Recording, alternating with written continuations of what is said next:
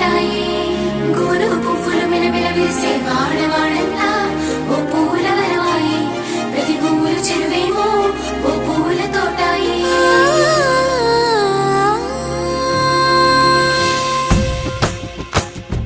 పచ్చ పచ్చని పల్లె పచ్చని పల్లె మబ్బుల్లో లేసింది వాకిళ్ళు ఊడ్చి ముగ్గులు పెట్టింది